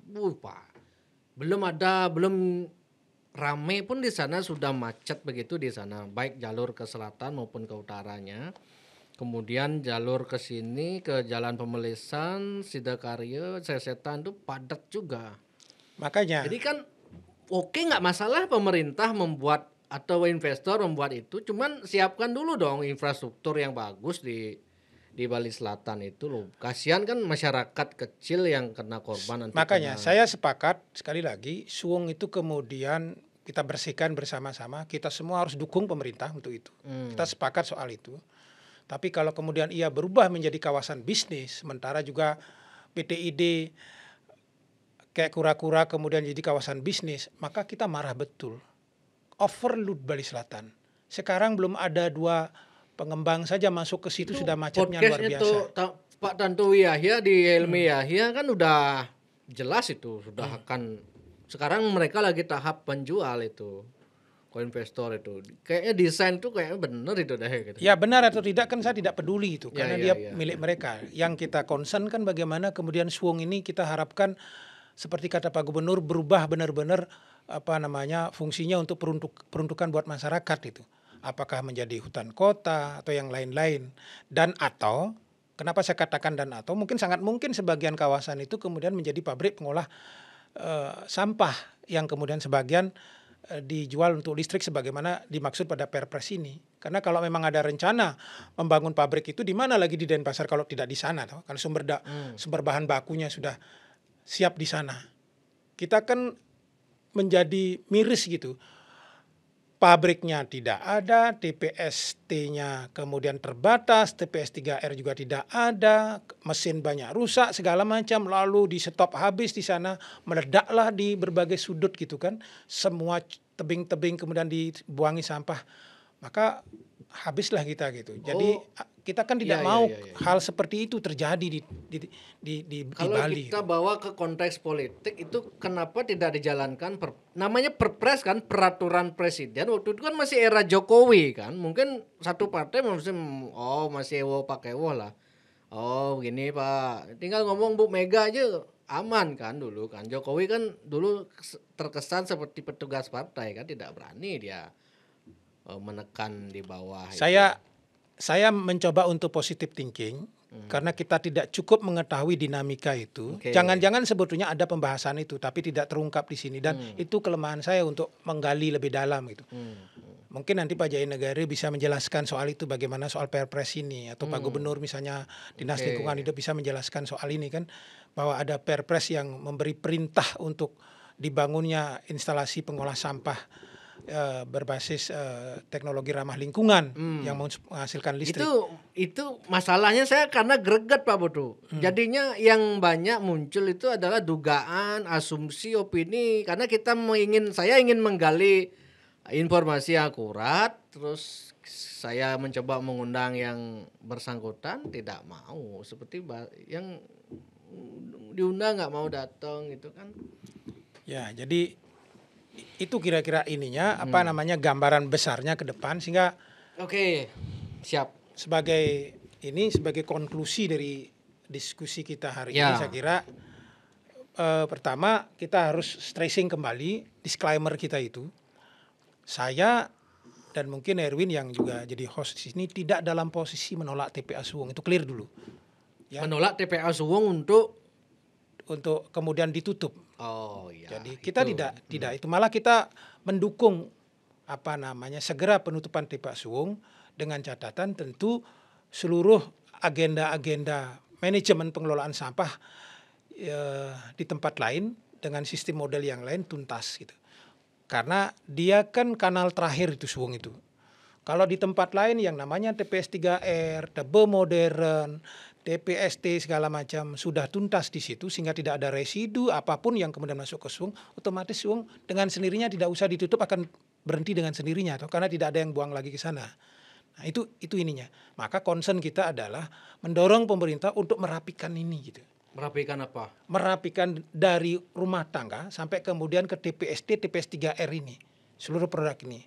Plus kalau ternyata tidak cukup signifikan, kalau kemudian Perpres ini yang nanti rencananya oleh Menko Zulhas akan direvisi dan masih muncul Kota Denpasar untuk diminta membangun instalasi pengolah sampah yang ramah lingkungan tadi itu, maka otomatis TPA Suwung itu saya pastikan akan menjadi tempat lokasi instalasi pengolah sampah itu. Tidak akan dijadi tempat lain karena di situ sudah ada sumber bahan bakunya. Maka kita siap-siap menerima sebagian tanah di Suwung itu akan jadi tempat pengolah sampah. Kita berharap seperti itu. Yang kedua adalah kita mendukung penuh upaya-upaya yang dilakukan oleh pemerintah provinsi, kabupaten, kota untuk proses edukasi pada masyarakat.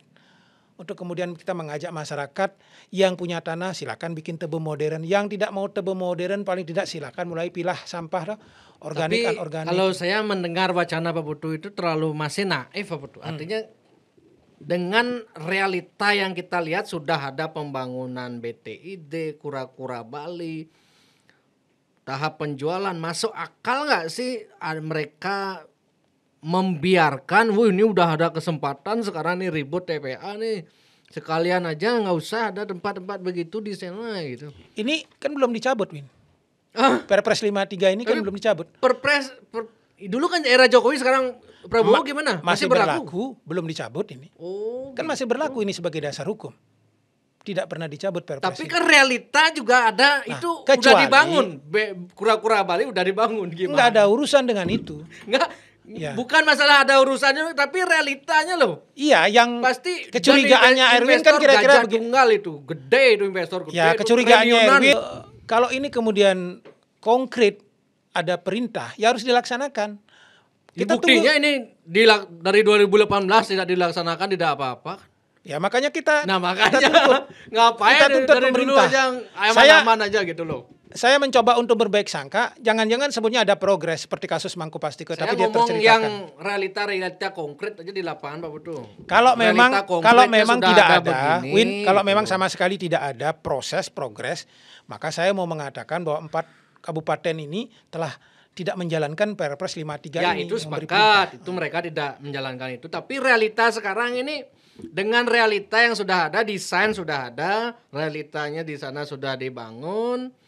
Mungkin belum selesai, akan dibangun sesuai desain itu mungkin masuk logika nggak investor gede itu membiarkan gitu. Ya pasti akan ada negosiasi antara. Dan yang punya investor. otoritas kuat paling berperan untuk memindahkan TPA Sungai mau baik itu menutup mau menjadikan apa itu adalah Gubernur Bali karena ranah gubernur itu. Jadi yang tokoh satu-satunya yang memungkinkan untuk dilakukan pendekatan oleh siapapun itu makanya yang kemarin kan pasti isunya Koster. Makanya isunya kan ke Temesi segala macam sempat muncul dah. Temesi udah mau dijadikan sampai kepala desanya protes itu kan. Nggak bisa juga di sana protes juga warganya kan. Di mana-mana protes. Waktu TPST ke Siman Ketelangu juga protes masyarakat di sana kan demo. Tutup TPST makanya kompleks sebenarnya masalah ini.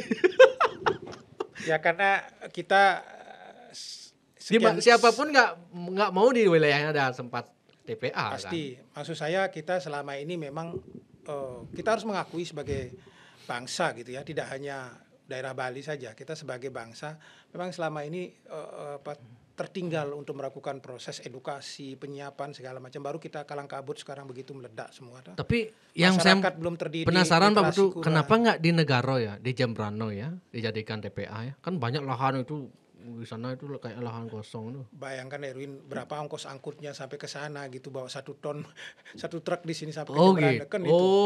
Masalah ongkos ya. Itu, oh ya, 3 jam 3 jam ya. Itu kan tidak mungkin lah. Benar. Wah, terus gimana ya? Sebenarnya solusi paling konkret menurut saya itu tiru Singapura sebenarnya. Si insenerator ya Singapura ya, insenerator itulah dibakar. Iya. Bahkan Pak Mangku ada bilang kan di Seminyak itu ada alat itu yang apapun habis itu dari alat itu gitu. Menteri Zulhas kemarin kan sudah memberikan termasuk Pak Koster juga sudah memberikan klasifikasi toh. Katakanlah misalnya untuk di rumah tangga yang ada tebe silakan tebe, yang bisa dipilah silakan dipilah gitu. Jadi beliau lebih bijak sekarang ini statement terakhir ini. Kemudian bagi kelompok-kelompok masyarakat tertentu yang desa-desa tertentu yang volumenya rendah masuk ke TPS 3R gitu. Kalau kemudian yang lebih tinggi dikelompokkan ke TPST. Beberapa desa bisa punya 1 TPST kan begitu. Nanti volume yang besar sampai 1000 ton segala macam insenerator, karena insenerator juga macam-macam kapasitasnya. Ada yang 1000, ada yang sampai bahkan lebih besar dari 1000 ada yang 500 ton, ada 1500 ton macam-macam. Nah, tapi poinnya adalah karena hukum positifnya sudah ada Perpres ini, perintah untuk membangun instalasi. Saya kena kutuk nih. Kutuk bener semeton. Gua kena kutuk iki semeton. Les nih kan dia, tumben nih. Kena kutuk. Gua berjalan kutukannya nih semeton. Lebihan pertama cai kata makan mek kan dulu. Aduh. Oke Pak. Sampai di mana tadi? Lupa. Akhirnya cukup ya? Itu ada yang nantang Pak Putu tuh, pembelanya Pak Koster kan, saya setiap 100.000 Putu Arte saya tantang debat, gitu kan. Itu yang dari Jembrana itu toh? Yang Jembrana ada dokter ya. Siapa Putu debat Pak Putu?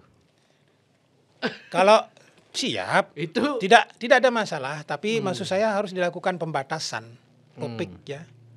Jadi, topik sebentar ini gitu. Ya artinya selama ini kritik saya kan kritik pada kebijakan publik toh. Kebijakan pengelolaan sampah harus tegas posisinya. Jangan saya diajak berdiskusi soal jenis-jenis sampah, metan apa gitu. Saya tidak expert di situ. Tapi kalau soal bagaimana polisi kebijakan publik pengelolaan sampahnya sampai dimanapun siapapun saya ladeni gitu ya. Nah, tapi berangkat dari isu yang berkembang sekarang ini, jangan bergeser ke tempat lain gitu. Apa yang menyebabkan dinamika ini terjadi, seluruh kegaduhan ini terjadi, dari situ kita mulai. Maka kemudian siapapun yang jadi host ini sudah bisa menguliti persoalannya. Ini kemarin ada begini, bagaimana pendapat Pak Putu, bagaimana pendapat Anda. Kan tinggal begitu saja. Biar publik menilai. Contoh sederhana, kalau ada respon seperti ini, bagaimana pandangan Anda Pak Koster ngomong seperti itu? Pak Putu bagaimana pandangannya gitu. Kalau ditutup tanggal 1 bagaimana? Kan pada level kebijakan publik silakan. Saya tidak akan mundur selangkah pun, siapapun gitu. Saya sepakat. Nah, karena saya merasa memang harus ada yang dikoreksi kemarin dan saya merasa bersyukur bahwa koreksi saya kan pada akhirnya begitu Pak Zulhas datang, sebagian besar statement Pak Zulhas itu pikirannya sama dengan yang sudah pernah saya tulis. Proses transisi 2 tahun dan seterusnya begitu. Ini loh, ada di berita ya hari ini itu. Saat ditanya apakah mengenal Putu Harto, Koster mengaku mengetahui rekam jejak Putu Harto. Koster menyebut Putu Harto pernah maju sebagai calon DPR RI di Dapil Sulawesi Tengah dari Partai Nasdem pada pemilu 2019 dan 2024, namun gagal terpilih. Koster menilai alasan tidak maju di Bali kemungkinan karena minim dukungan. Rekam jejaknya saya tahu, pernah nyalek tapi masyarakat tidak memilih. Mungkin itu sebabnya lebih sering bicara di media dan podcast ketimbang menunjukkan karya nyata. Koster pun mengingatkan agar masyarakat tidak mudah terprovokasi oleh konten di media sosial yang dikemas untuk menggiring opini. Menurutnya tidak semua suara lantang berarti benar. Wah, ini bukan lagi pasang Pak Koster sana. Enggak. Apa itu suaranya Pak Koster benar apa? Tidak. Karang-karangan. Itu kan mau mengalihkan isu dari kegagalan ia memanajemen sampah. Oh gitu, ke isunya ke pribadi. Ke pribadi akhirnya. Jawab saja gitu. Kenapa kemarin sampai meledak gitu? Kan karena dia yang sendiri yang salah.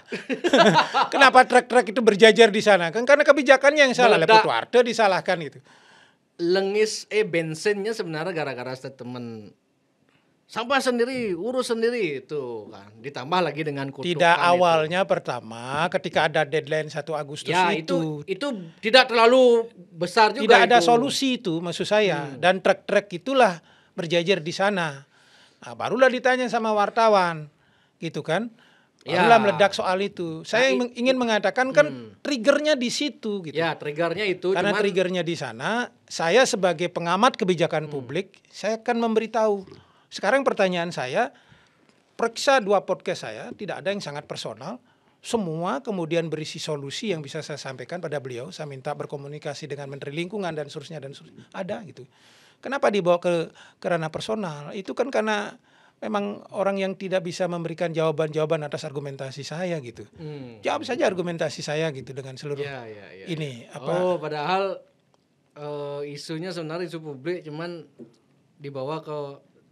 Saya jawab kenapa saya di Sulawesi Tengah, ya. Ini saya jawab sekarang.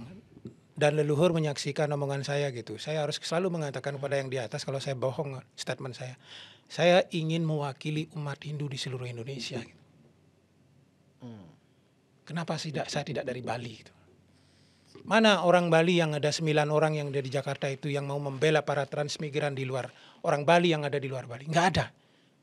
Kalau Erin cerita bikin podcast menyangkut salah kehidupan orang Bali, umat Hindu di luar Bali, saya dari Sabang sampai Merauke, saya sudah pernah masuk ke kantong-kantong trans, saya bisa menangis berkali-kali di berbagai tempat. Jadi karena saya tergerak untuk mewakili mereka, kehidupan orang Bali yang ada di luar Bali, maka saya mewakili dari Sulteng, di situ ada daerah trans. Dan saya 2019 hanya dengan modal 290 juta hampir lolos, hanya kekurangan 5.000. Sebelum kemudian kita tahu 2024, ya sudahlah nggak usah bohong. Koster sendiri jadi gubernur keluar duit berapa gitu. Sombong sekali untuk mengatakan tidak keluar duit banyak dan dia dapat duit dari mana gitu kan. Saya siapa saya gitu ya. Yang bahkan nyalon KPU saja masih minta duit dari mana-mana gitu. Saya tahu diri karena saya tidak punya finansial. Kemarin 2019 hampir lolos dengan uang 290 juta saja gitu. Itulah sebabnya saya mencoba kembali ke 2024 dengan jumlah yang agak lebih sehingga lebih banyak bisa bergerak hampir 4 bulan. Tapi kan kita tahu kemudian sekarang dinamika politik di level bawah itu bahasa saya one man, one food, one money gitu kan. Nah, itu yang terjadi di bawah dengan tekanan segala macam sehingga tidak ini. Kalau kemudian teman-teman PDI Perjuangan dari sini yang lolos katanya nggak ada duit, orang mereka sudah mainin bansos semua juga. Saya mana punya bansos, bagaimana bisa bergerak gitu kan? Nggak bisa. Jadi nggak usah lah soal rekam jejak segala macam, tidak usah disebut seperti apa. Ini kayaknya sudah pengalihan isu juga kayaknya. Iya. Maksud saya apa? Oke Pak Putu. Kan bagus. Statement penutup Win. Oke, silakan. Tidak ada orang yang akan bisa menahan saya berbicara apa. Ketika itu berbicara untuk kepentingan Bali. Kalau orang-orang itu mencurigai saya punya agenda politik, nanti sejarah yang akan mencatat seperti apa. Sering saya katakan sama Erwin, saya akan tetap seperti ini. Siapapun gubernurnya, the next. Dan saya tidak punya mimpi apa-apa lagi, saya sudah umur. Saya ingin jadi Sri Empu, ngomong cucu segala macam. Tapi ini bagian dari Jenana Marga yang saya lakukan karena saya punya pemikiran, karena saya punya gagasan yang saya bisa sumbangkan pada daerah saya. Dan itu sudah beberapa agenda-agenda sebelumnya sudah berhasil yang kita laksanakan. Baik sejak zaman saya mahasiswa, baik kemudian ketika urusan SMA Bali Mandara dan seterusnya berhasil. Karena itu tetap kita akan kritis seperti ini. Tugas mereka yang diberi amanah adalah berjalanlah sesuai dengan aturan, sesuai dengan ini gitu. Tapi begitu dia tidak sesuai dengan aturan, kemudian saya lihat ada sesuatu, jangan kaget kalau kemudian saya bersikap kritis. Begitu saya bersikap kritis, respon juga dengan sikap yang sama dan elegan gitu. Jangan kalau personal. Pak Koster kayaknya menduga Pak Putu keras sekarang ini karena akan ada agenda mungkin 2029 gitu mungkin. Saya sudah umurin, enggak. Tidak, 2029 enggak terjun lagi? Buktinya saya tidak masuk partai lagi. Kan sudah keluar kan dari DPD partai. Bisa. Tidak. Nanti bisa lagi masuk kan di Win, partai kan. DPD itu malah saya minta bubarin, Win. Ngapain saya ke situ? Berarti buang-buang sepakat aja Wayan Setiawan bubarkan. Enggak berguna itu DPD gitu. Ya, ngapain saya ke situ gitu. DPR pun kalau dibungkam seperti ini juga orang saya sendiri yang minta DPRD kabupaten kota di Bali itu dibubarin itu kan enggak efektif itu. Oh, DPRD kabupaten maksudnya ya. DPR RI juga enggak mungkin. Sudahlah. Lihat saja nanti apa Putu Arte. Gubernurnya masuk ke situ gitu misalnya. Kalau gubernur gitu sih. Tidak, lihat saja. Kalau ada yang mensupport gitu banyak yang mendukung. Ini simpan ini sebagai rekam jejak. Oke. Ya. Sehingga kalau orang-orang itu kemudian curiga bahwa saya sedang kapitalisasi suara segala macam untuk 2029 catat ini. Nanti 2029. Usia berapa emang sekarang Pak Bro? Sudahlah nggak usah. Pada 2029 kalau kemudian Putu Arte ngapa-ngapain tidak setia wacana dengan lepas saja di situ. Tapi kan Jokowi juga gitu dulu. Capres iya, makanya gitu.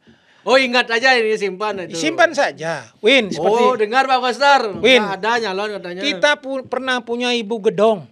Ya. Kita pernah punya Profesor Bagus. Kita pernah punya Nyoman Glebet, tokoh-tokoh yang sangat kritis terhadap Bali dan mereka berkontribusi. Sekarang siapa yang bisa disebut ini hari? Yang menjaga Bali dengan sikap kritis? Nggak ada. Dan saya ingin mendedikasikan bagian dari salah satu orang itu. Top. Oke. Masih. Begitu Pak Koster, Bu Putri, Bunda. Tidak ada agenda katanya. Jadi meskipun Pak Putu kritis itu bukan karena ingin mengumpulkan benih-benih suara gitu. Saya membaca berita tadi itu. Kalau Pak Putu Arte mau maju lagi 2029 ini saya sarankan jangan terlalu banyak ngoceh media sosial gitu katanya. Kalau Pak Koster tadi bilang kayak gitu. Makanya jangan menilai orang dengan kacamata sendiri gitu. Ya. Itu aja intinya gitu ya. Berarti dia tidak pernah tahu rekam jejak saya dengan baik gitu. Oke, siap Pak Putu. Ya. Terima kasih nih. Woi, sampai tengah malam ini podcast Jak Bali selalu malam-malam nih ya. Oke, sukses semua nih, semoga sehat selalu Pak Putu dan semoga tetap kritis biar masyarakat Bali adalah yang mewakili gitu karena lagi kebian ngomong kan di Bali ini. Oke Pak Putu, sukses semua nih kita tutup. Om Santi.